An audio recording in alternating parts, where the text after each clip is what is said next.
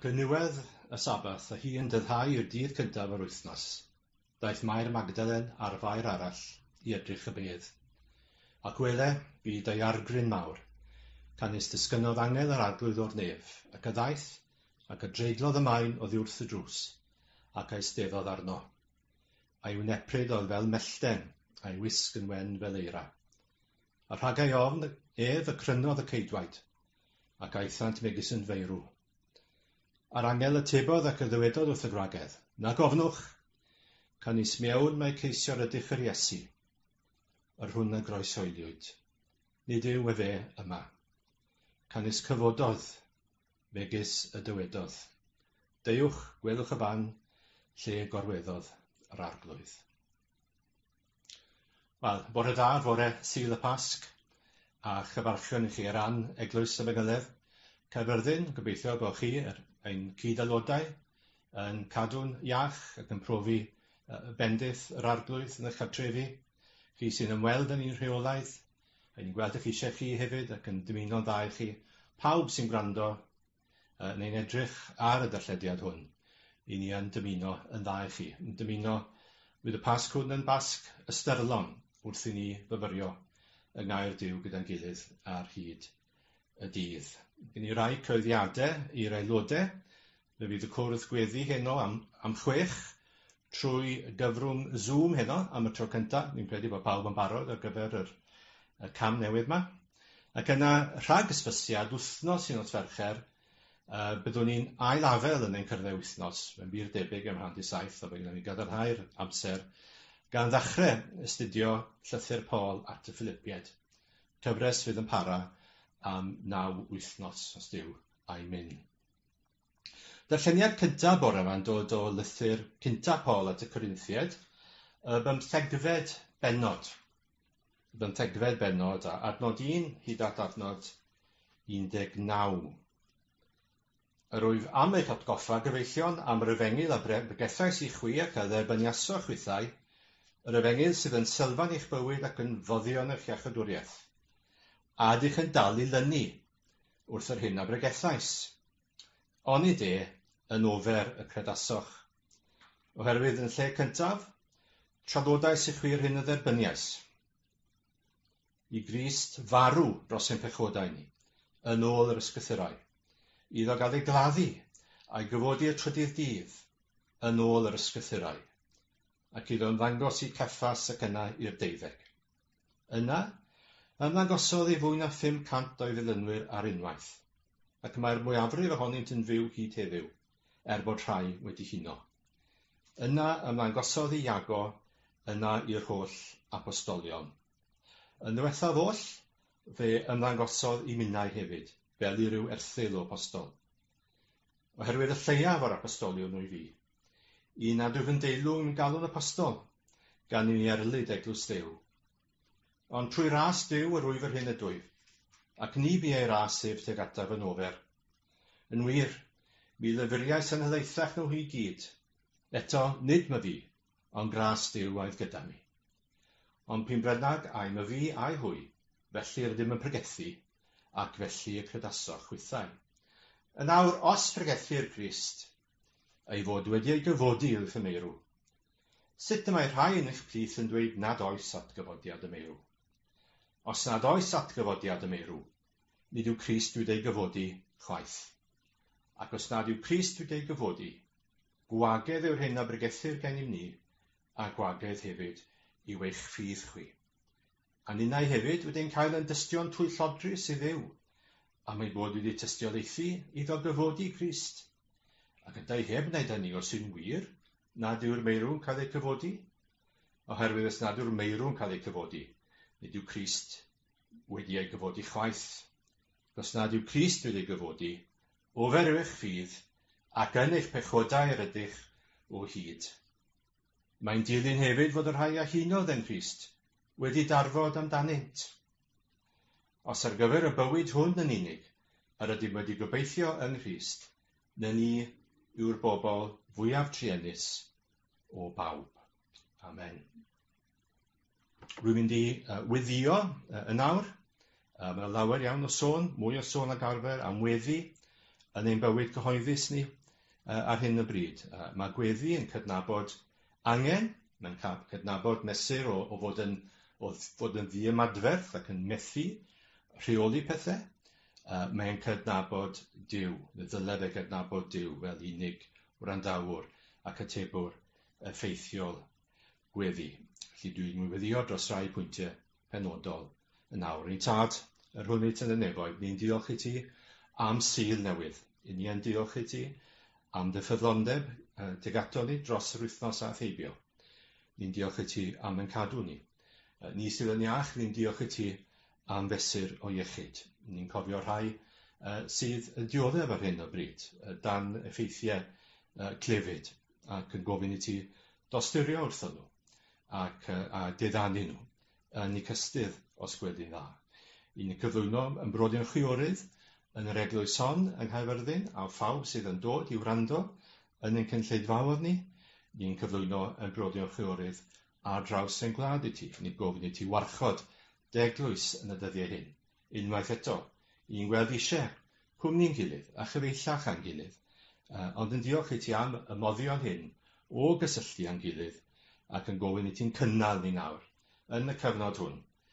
Tan y byddwn ni yr ochr draw i'r anial hyn, fel petai ystwydodd yr ymynydd, ac y byddwn unwaith eto yn cael cymdeithasu wyneb yn wyneb, i ni diolch i ti am y moddion hyn, ac yn gofyn i ti defnyddio nhw, i gynnal dy bobl, i gyhoeddi dy efengil, i ddiddannu y rhai sydd mewn angen. Ein tad i ni yn cofio rhai sydd yn gweini mewn ysbytai. Ni'n cofio'r meddygon a'r nyrsys a'r cynorthwywyr i gyd sydd yn gweithio dan y modau enbyd mewn gwirionedd. Gofyn i ti dostyrio a chadw. Cofiad y blant sy'n gweithio yn y llefydd hyn. Bendithiau gwaith nhw a bendithiau tystiolaeth nhw. Ni'n cyflwyno'n arweinwyr i ti yn ein gwlad.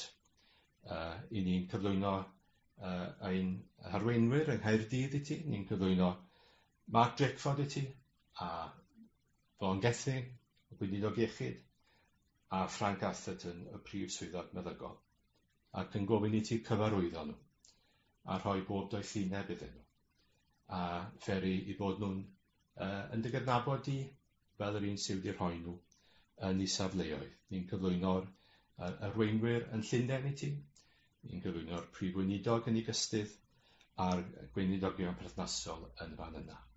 I'n gofyn i ti. Drigarhau wrth yn glad. Drigarhau wrth yn harweinwyr yn yr argyfwng hwn. A pob nerth a doethineb iddyn nhw os gweddi di'n dda. Ein tad i ni'n gyflwyno Cymru i ti. Ni'n gyflwyno'n glad yn ei hangen ac yn gofyn i ti yn dy ewyllus berffaith sofran dy hunan i fod ar waith yn y dyddiau hyn. Ni'n cyflwyno'r ymdrechion i gyhoeddi'r efengil, i gyhoeddi myfyrdodau dyddiol ar y cyfryngau cymdeithasol. Pawb sy'n gwneud hyn, i gofyn i ti cynnal nhw ac i ni gofyn i ti fendithio'r gwaith. Ond y fwy na dim yn tad y bore yma o'r newydd. Ni'n diolch i ti am dy waith achubol trwy'r arglwydd Iesu Grist. Ni'n diolch i ti am drefn i achub pechaduriaid, i beri bod na gymod yn gallu bod trwy'n bobl fel ni, sydd wrth natur mor wahanol, mor bell oddi wrtho ti. Bod na drefn i gymodi rhwng ni a thi dy hunan. Ni'n diolch i ti am ddyfodiad yr agwedd Iesu Grist i'r byd. Ni'n diolch i ti am ei fywyd glân, sanctaidd a pherffeth. Ni'n diolch i ti am ei fuddodau hyd angau a'r groes. Diolch i ti fe farwolaethau yn aberth dros bychodau i bobl. Ni'n diolch i ti bore yma yn arbennig yna, i fod e wedi cyfodi. Am atgyfodiad, am esgyniad i safle o awdurdod ar bawb a phopeth ar dy ddeulawd di. Ni'n diolch i ti o'r newydd felly. Am y pethau hyn, ni'n gofyn i ti y bydd y gwirioneddau mawr yma yn cael gafel ar bobl dros y tymor yn awr.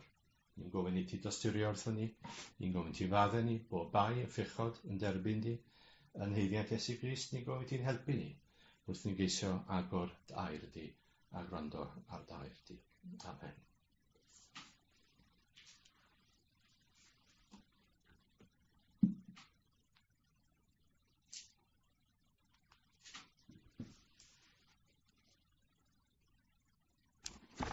Darlleniad nesaf yn dod o lyfr y Salmau. I ni'n parhau a'n cyfres yn y llyfr hwnnw, y bore yma, fel ein prif destun, ac yn dod at garreg filltir o ran rhif, sef Salm 100, y ganfed Salm. Un o'r salmau mwyaf cyfarwydd, llawer ohono ni, efallai byddai llawer ohonoch chi sy'n gwylio'n gallu i hadroddi. O'ch cof yn awr wrth i mi ei darllen ni yn yr hen gyfeithiad. Cenwch yn llafar i'r arglwydd, yr holl ddeiar. Gwasanaethwch yr arglwydd mewn llawenydd. Deiwch o'i flaen ef a chan.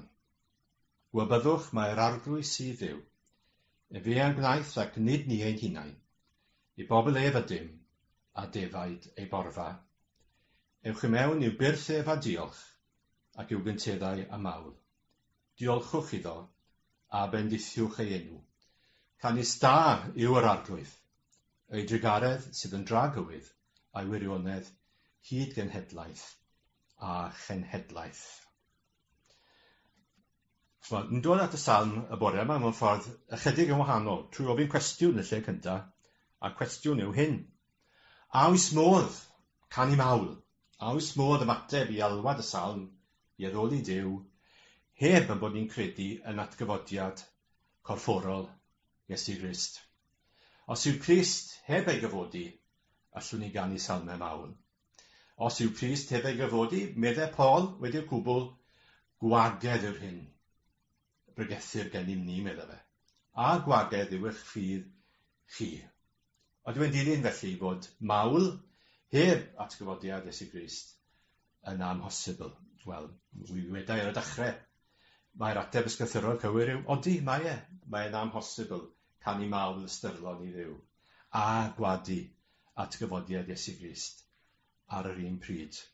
Lle'r hyn i'n mynd wneud bore yma yw agor y salm, mor glir ag allwn i ddechrau, ceisio crynhoi wedyn yr hyn mae'r salm yn ei ddweud am y Cristion a'r eglwys yn ei perthynas â Dduw, gan wneud 3 phwynt ar sail cynnwys y salm, a wedyn ystyried y casgliadau hynny yng ngoleuni y gwirionedd am atgyfodiad corfforol Iesu Grist.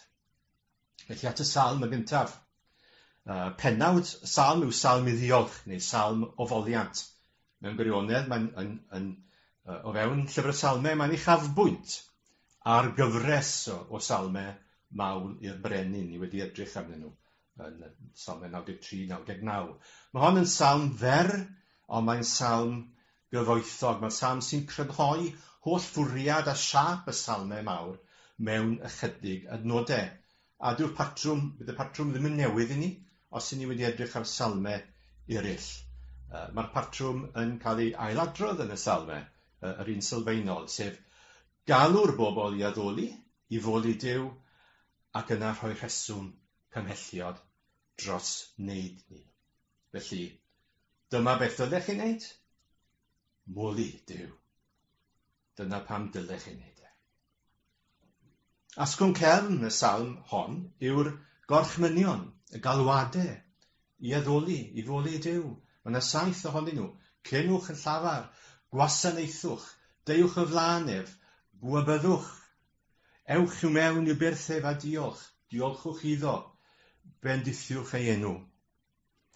Ac ymhleth yn y gyfres o'r chwynion, mae'r rhesymau dros foli Dduw. Pam dylen ni ganu yn llafar neu'n llawen, mynd mewn i'w byrth ef a diolch. Gwybyddwch, mae fe sydd Dduw. Beth yw'r rhesymau felly dros fod i Dduw yn ôl y salm? Wel, falle mae'r un sylfaenol yw hyn gawn ni yn y drydydd adnod yna. Gwybyddwch, mae'r arglwydd sydd Dduw. Newch yn siŵr bod y wybodaeth sylfaenol yma gyda chi. Fod yna Dduw, ac mae un Dduw sydd. Y Dduw sy'n ddatguddio hunan yn y Beibl. Dduw Israel yw'r unig wir Dduw, nid helunod y cenhedloedd eraill, ma'n dduwiau'r bobloedd. Un Dduw sydd, mae cydnabod hynny, a deall hynny, a derbyn hynny, yn rhoi mo arwen at fawl diolchgar. Yr ail beth sy'n cael ei ddweud yma yw mae'r Dduw hwn yw'r crewr. Fe sydd wedi creu y byd. Fe yw gneithurwr pawb a phopeth. Y drydedd adnod eto. Fe a'n gwnaeth ac nid ni ein hunain. Fe a'n gwnaeth nid ni ein hunain. Mae cyfeithiadau diweddar Cymraeg a Saesneg yn tueddu ffafrio, ddim yn ddieithriad yn tueddu ffafrio darlleniad ychydig yn wahanol. Fe a'n gwnaeth ei eiddo ef ydym, yr un pwyslais mewn gwirionedd yn gryfach os rhywbeth, fe a'n gwnaeth ei eiddo ef ydym. Mae hwn felly yn gymhelliad, dylai fe fod yn gymhelliad. Yr un sydd wedi greu yn diolch, yn canmol yr un sydd wedi ei greu a phopeth sydd i gynnal o'i gwmpas e. Y trydydd cymhelliad drosfoli cryf iawn yn yr un adnod ei bobl ef ydym a defaid ei borfa. Mae yna berthynas rhwng Dduw a'i bobl. Mae'r Dduw anfeidrol, sanctaidd, yr unig Dduw, y Dduw sydd wedi creu pob peth, mae e hefyd yn fugail. Mae e mewn perthynas. Mae e'n gallu bod mewn perthynas bersonol fugeiliol a'i bobl. Felly, dylai fod yna reswm gyda ni foddi Dduw, oherwydd ei ofal drosto ni, am ei gynhaliaeth, am gariad Dduw, am edrych ar yn hôl ni, am yn bugeilio ni. Gyda'n bedwerydd yn tro ni i'r adnod olaf, i ni'n cael eto rhyw achos sylfaenol arall, sef daioni, cyfiawnder, sancteiddrwydd, sylfaenol Dduw. Mae Dduw yn ei hanfod yn dda. Da yw yr arglwydd, a'r hyn sy'n nodweddu fe, bob amser, yn nawr a hyd byth, yn dra gywydd, yw'r trigaredd a gwirionedd, cariad y ffyddlondeb yn y cyfeithiad diweddar. Dyma sy'n nodweddu ei ymwneud a'r ddynoliaeth, ei wneud a'i bobl yn arbennig. Does dim byd yn newid ynddo fe. O genhedlaeth i genhedlaeth. Mae cenedlaethau yn disodli ei gilydd. Mae Dduw yn aros yr un fath. Mae'n cenhedlaeth ni'n gallu edrych yn ôl a gweld ffyddlondeb Dduw a gwaith mawr Dduw y mywyd cenedlaethau cynharach yn gallu pwyso ar y modd yr oedd Dduw wedi ymddwyn yn y gorffennol. Mae hwnna'n yn bwyslais cryf yn llyfr y Salmau ar ei hyd.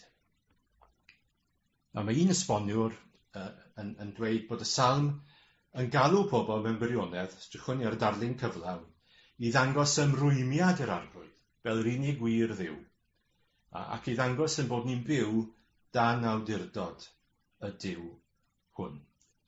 Ac yn gwneud y pwynt diddorol bod y Salm yma mewn gwirionedd yn rhoi cyfle ni ddweud pwy ni, os ni'n ymateb, os ni'n plith y rhai sydd yn ymateb i'r alwad yma, i gannu'n llafar i'r arglwydd, i wasanaethu fe, i ddiolch iddo fe. I ni'n diffinio'n hunain. I ni'n dweud beth yw'n hunaniaeth, beth yw'n identity ni, gair mawr y dyddiau hyn, am ni ddim i fanylu ac mynd ar ôl sgwarnogod. Ond i ni'n dweud beth yw'n hunaniaeth ni. Dyma beth ydw i. Dyma'r peth pwysig amdana i. Rwy'n un o'r bobl sydd yn ymateb i'r gylwadau hyn, i orchmynion hyn i addoli Dduw, a'i gydnabod fel crewr a bugail arna i.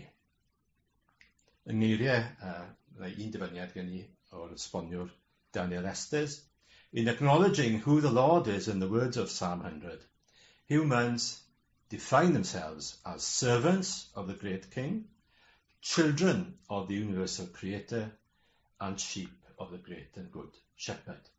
Wi am ddefnyddio'r penawdau yna, gwasanaethwyr y brenin mawr, plant y crewr mawr sydd wedi creu pob peth, defaid y bugail da. Wel, ni wedi ceisio agor y Salm mor drefnus a chywir gallen ni, ond chi'n cofio'r cwestiwn gwreiddiol.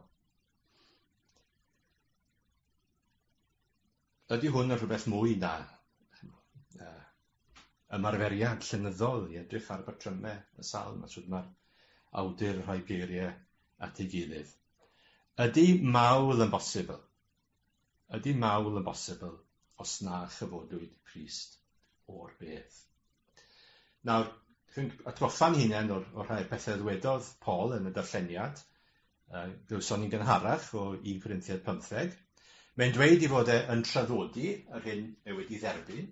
Mae'r hyn, nid i syniadau fe yw nhw, mae wedi cael y wybodaeth yma, y ffeithiau yma, a'r hyn mae'n gwneud yw rhoi adroddiad ffeithiol i'r addegelydd. Mae'n cyflwyno ffeithiau'r ffydd. Beth ddigwyddodd a i fesur ar ddycad beth ddigwyddodd. Mae Grist, medda fe, wedi marw dros ein pethodau ni, yn ôl yr ysgrythurau, yn ôl fel y broffwydwyd. Mae wedi gladdu a'i gyfodi'r trydydd dydd yn ôl yr ysgrythurau. Ar ôl yr atgyfodiad, mae wedi weld gan lawer iawn o bobl. Does dim prinder llygadystion, llawer ohonyn nhw ar dir y byw, medde Paul pan oedd e'n sgrifennu'r llythyr, ac fe'i gwelwyd mewn amgylchiadau arbennig hefyd gan Paul i hunan. Nawr, dyma beth yw sylfaen y ffydd Gristnogol, y ffeithiau, y digwyddiadau hanesyddol, diriaethol, penodol, yr oedd yna lawer yn cyd-tystio iddyn nhw. Dyma sylfaen y ffydd. Mae'n fynydd o dystiolaeth mewn gwirionedd. Y gair lleiaf addas i'w ddefnyddio am Gristnogaeth, y Testament Newydd, bydde myth. Mae rhai pobl yng Nghymru heddiw dal i ddadlau hynny, rhyfedd iawn. Y gair lleiaf addas, y gair ddiwethaf ydych chi ddefnyddio, yw myth, ffeithiau y ffydd sydd yma. Hyn yr ydym wedi ei weld a'i glywed, yr ydym ei gyhoeddi chi, meddai Ioan ar ddechrau ei lythyr cyntaf. Gyda Christnogaeth, yr hanes yw'r neges, y stori yw'r ystyr. Tynnwch y ffeithiau hanesyddol o'r stori mwyn dod o hyd i ryw wirionedd a sdim byd ar ôl. Os na chyfodwyd Iesu Grist, ofer yw ein ffydd ni, meddai Paul. Gwagedd. Sdim byd i gael da ni. Sdim pregaeth gyda fi. Dyna beth yw safbwynt yr apostol. Nawr, mae'n gwneud mwy na adrodd ffeithiau, wrth gwrs, mae'n helaethu ar arddocad yr hanes. Dyna beth yw athrawiaeth. Mae gyda chdi mynd nôl y Salm nawr te, ac edrych ar y Salm nawr yng ngoleuni y gwirionedd am yr atgyfodiad. Ydyn ni'n diffinio'n hunain yn ôl tystiolaeth y Salm fel gwasanaethwyr y brenin mawr, plant, y crewr, defaid, y bugail da. Faint o ystyr, faint o gysur sydd yn y termau hyn os taw dyn da yn unig oedd Iesu Grist. Buodd e farw a dyna ddiwedd ei hanes e, gan adael darnau o ddysgeidiaeth ar ôl i'w ddilynwyr. Neu, o ddod at y pwnc mewn ffordd fwy cadarnhaol, yn gofyn y cwestiwn gwahanol, faint o gysur a diddannwch mae'r Cristion yn ei gael o'i hunaniaeth fel Cristion yng ngoleuni atgyfodiad Iesu Grist. A'r ateb i'r cwestiwn hwnnw yw cysur a diddannwch helaeth dwfwn diddiwedd anfesuradwy. Felly mi gymrwn ni'r 3 phwynt na ni wedi nodi. Rydyn ni'n gwasanaethu brenin mawr, arglwydd yr arglwyddi. Y gorchymyn yw gwasanaethwch yr arglwydd mewn llawwenydd. A dyna dylen ni fod bore yma fel Cristnogion yn gwasanaethu mewn llyweunydd. Dyn ni ddim yn yr un man ac oedd Mair Magdalen pan oedd hi'n wylo uwch y bedd gwag am nad oedd ddim yn gwybod lle roedd corff i harglwydd. Fel y datguddiwyd iddi hi ei fod wedi codi, felly i ninne ei godi i safle o awdurdod sofran ar bob peth.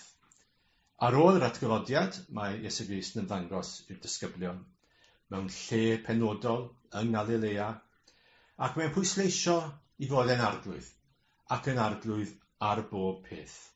Rhoddwyd i ni bob awdurdod yn y nef ac ar y ddeiar. A maen nhw'n derbyn, mae'r disgyblion yn derbyn y comisiwn i wasanaethu ewch ac newch ddisgyblion o'r holl genhedloedd ynghyd ag y ddewyd hefyd, sy'n cyflawni adnod olaf y Salm, drugaredd sy'n drwygywydd a'i wirionedd i genhedlaeth a chenhedlaeth, wel, ffordd yr agwedd Iesu Grist o addo hynny, o gyflawni'r addewid, yw dweud byddaf yr ydw i fi gyda chwi, bob amser, hyd ddiwedd y byd. A rhyfeddod yw nad ar ôl i Atgyfodiad y daeth Iesu Grist yn arglwydd. Mae'n fab Dduw erioed yn y dechreuad roedd y gair, a'r gair o gyda Dduw, a Dduw oedd y gair. Ond daeth yr arglwydd i'n byd ni yn was, mwyn marw dros ein pechodau ni. Mae e'n ymddarostwng, yn wirfoddol, yn ifydd. Yng ngeiriau Paul mewn llythyr arall at y Philippiaid, fe gymerodd arno fe agwedd gwas, neu cymryd ffurf caethwas a dyfod ar wedd ddynol. Fe darystyngodd ei hun gan fod yn ifydd hyd angau. Angau ar y groes. Mae e marw yn iawn yn aberth dros pechodau y bobl, wedi rhoi i fuddod perffaith i ddeddf sanctaidd Dduw, fel dyn, yr hyn nad oedd yr un dyn arall yn gallu wneud. A mae'n codi o'r beth, y bedd nad oes ganddo fe ddim hawl arno fe mewn gwirionedd. Mae'n cael ei ddyrchafu, neu dra-ddyrchafu medde'r gair, ac mae Dduw'n rhoi o'r enw sydd goruwch pob enw, fel bod pawb yn mynd i blygu iddo fe, ac y cyffesau pob tafod fod Iesu Grist yn arglwydd. Wel, pan mae bobl yn derbyn y gorchymyn i ganu'n llafar i'r arglwydd, i wasanaethu mewn llawenydd, i fynd i mewn i'w byrthef a diolch ac i'w gynteddau chan, i ddiolch iddo a bendithio i enw. Dyn ni ddim yn bryn, ydyn ni. Dyn ni ddim yn bryn o ddefnydd mawl. Ni ddim yn dibynnu ar ein dychymyg yn hunain. Ni ddim yn dibynnu ar unrhyw ddamcaniaeth na ffasiwn. I ni'n addoli arglwydd yr arglwyddi. Yr un a ddath i'n byd ni ar ffurf caethwas, fel gwas, ac yna cael ei dra-ddyrchafu i fod yn arglwydd ar bob peth. I ni dod i mewn i'w byrthef ac i'w gynteddau fe a mawl.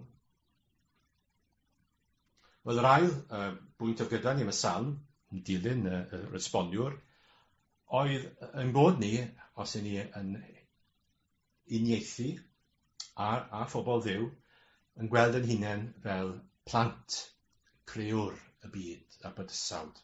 Rydyn sy'n gwneud ni a phob peth arall.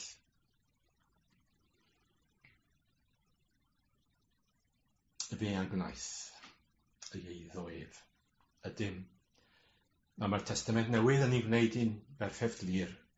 Mae Iesu Grist yw creuwr y byd, trwyddo ef, ac ei fwynau y creuwyd pob peth. Awdur llythyr Hebreaid yn cyfeirio ato fel yr un y gwnaeth Dduw y bydysawd drwyddo. Fe yw'r un sy'n dala popeth wrth ei gilydd. Mae ef yn bod cyn pob peth ac ynddo ef y mae pob peth yn cyd-sefyll. Paul eto yn ei lythyr at y Colosied. Ewyllys derfynol Dduw ar gyfer y cosmos, y bydysawd i gyd, yw bod Iesu Grist yn ben arno fe. Ephesiad yw hwn. Mae'n mynd i Dduw ni ddwyn yr holl greadigaeth i undod yn Grist, gan gynnwys pob peth yn y nefoedd ac ar y ddeiar. Ar y degau yn ystod ei fywyd, ar y ddeiar, dewisodd Iesu Grist ar ddangos ei awdurdod dwyfol dros y cread, yn cerdded ar y dŵr, yn tawelu'r storm. A mae'n rhywbeth rhyfedd ac ofnadw wedi digwydd.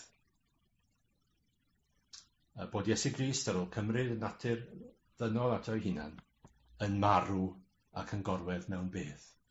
Creuwr y byd yn farw, yr un sy'n rhoi bywyd i bawb a phopeth, ac yn cynnal pawb a phopeth, yn gorwedd mewn beth. Mae rhywbeth ddim yn iawn yn y peth. Mae rhyw paradox chwythig yma. A'n Griffiths wedi mynegu'r peth yn rhyfeddol yn dyw hi. O fe wnaed, gwel y fan gorweddodd pen brenhinoedd, awdur hedd, y greadigaeth yn o'n symud, yn tain farw yn y bedd. Ond yn clicanu yn yr un emyn, bod hi'n byw i weld yr anweledig, bu farw ac sy'n awr yn fyw. Bydde canlyniadau, goblygiadau, claddu Iesu Grist heb fod yn atgyfodiad corfforol yn rhai cwbl gatastroffig i'r cread a phawb ynddo fe. Ond Crist a gyfodwyd. Crist a gyfodwyd. Y trydydd pwynt oedd yn bod ni yn ddefaid i'r bugail da. Ei bobl ef ydym a defaid ei borfa. Yr arglwydd yw fy migael, medde'r Salm enwocaf un yn llyfr y Salmau. Fy fi yw'r bugail da, medde Iesu Grist. Y bugail da sydd yn rhoddi ei einioes dros y defaid. Y mae gen i'r allu i'w dod i hi lawr, ac y mae gen i'r allu i'w chymryd hi drychem. Un bugail mawr sydd ar eglwys Dduw. Byddai ei farw heb ei fywhau drychem yn ergyd farwol i'r Cristion, pe bai hynny'n bosibl. Sy'n rhyfedd bod Paul yn dweud, os yn y byd yma'n unig, y gobeithiwn yng Nghrist, triannaf o'r holl ddynion, ydym ni. Os nad y'n ni'n credu bod e wedi cyfodi. Os nad y'n ni'n credu bod bwriad mawr i ddyfodiad ei'r byd wedi ei gyflawni yn llwyr ac yn orffynedig ac yn berffaith, bod e wedi trefnu ffordd i bechadur gallu gael mynediad yn ôl at Dduw, bod yna ffordd newydd wedi wneud at Dduw gan Iesu Grist. Os nad y'n ni'n credu bod wedi codi o'r bedd, wel, os gyda ni ddim ffordd at Dduw. Dos gyda ni ddim sail i gael yn derbyn gan Dduw. Yr unig ffordd yw bod cael ei derbyn ar sail marwolaeth wirfoddol aberthol yr arglwydd Iesu Grist. Y bugail mwyn, medde un o ymynwyr mawr tre Cyfyrddin. Y bugail mwyn a ddaeth o'r nef a ddaeth i lawr.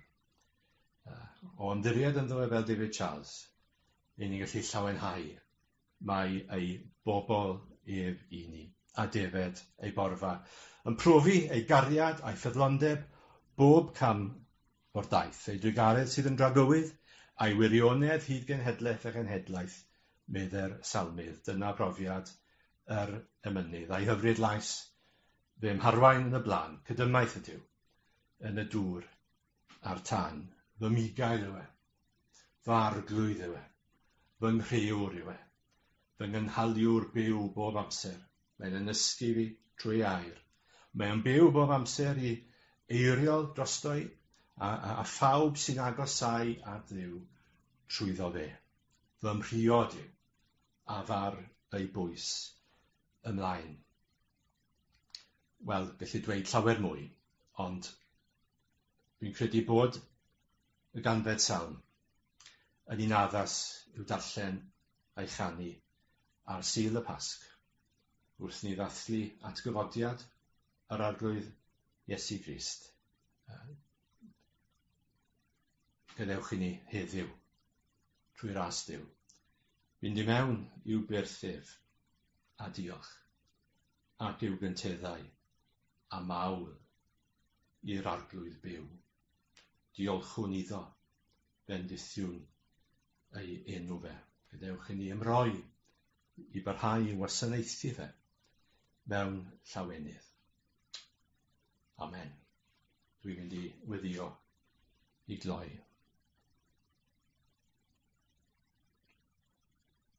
Ei tad, ni'n gofyn i ti yn helpu ni i gadw dy air di. Ni'n gofyn i ti bendithio dy air. Ni'n gofyn i ti anfon dy ysbryd lan. I'n dynanu ni a'n dysgu ni a'n harwen ni. Nawr bydde ni ras sy'n harglwydd Iesu Grist a chariad Duw a chymdeithas trwy ysbryd lan. Aros gyda ni, gyda'n brodyr o chwiorydd ym mhob man, nawr a hyd byth.